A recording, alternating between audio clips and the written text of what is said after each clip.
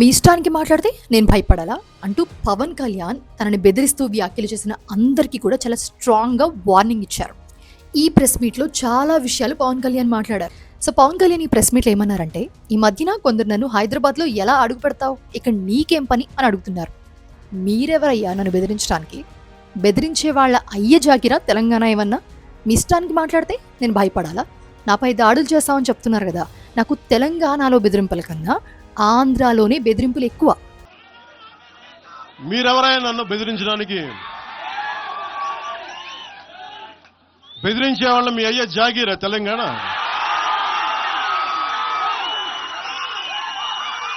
నా మీద దాడులు చేస్తామన్నారు కదా.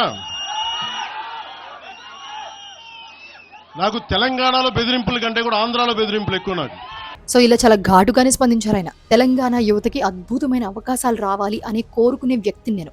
ఆంధ్రాలో నన్ను తిరగనివ్వమంటే వారాహి అనుమతి ఇచ్చింది తెలంగాణ ప్రజలే. నాకు ఎన్నో ఏళ్లుగా తెలంగాణ ప్రజలంతా కూడా అండగా నిలిచారు. జనసేనను తెలంగాణ నడిబొడ్డున ఏర్పాటు చేశామని చెప్పి చాలా చాలా కోపంగానే మాట్లాడారు ఆయన. ఆయన ప్రెస్ మీట్ చూసిన ప్రతి ఒక్కరికి కూడా అర్థమవుతుంది. అండ్ అలాగే ఆయన మాట్లాడుతూ మధ్యలో ఈ మాట కూడా అన్నారు, ఇప్పటి వరకు నిర్ణయించుకోలేదు, మీరు అంటున్నారు కనుక చెప్తున్నా, తెలంగాణలో జనసేన ఉంది, మేము ఇక్కడ పోటీ చేస్తాం, అవసరమైతే తెలంగాణలో నేనే తిరుగుతాం, మేమంతా తిరుగుతాం, ప్రతి సమస్య మీద మాట్లాడతాం, ప్రతి అన్యాయాన్ని ఎదిరిస్తాం. నా తెలంగాణ భారతదేశంలో అంతర్భాగం. మీరు బెదిరిస్తే భయపడం. తెలంగాణను వ్యతిరేకించిన వాళ్లే పదవుల్లో కూర్చున్నారు ఇప్పుడు, అయితే వ్యతిరేకించిన వారే ఎమ్మెల్యేలు అయ్యారు అని చెప్పి చాలా స్ట్రాంగ్గా పవన్ కళ్యాణ్ రియాక్ట్ అయ్యారు.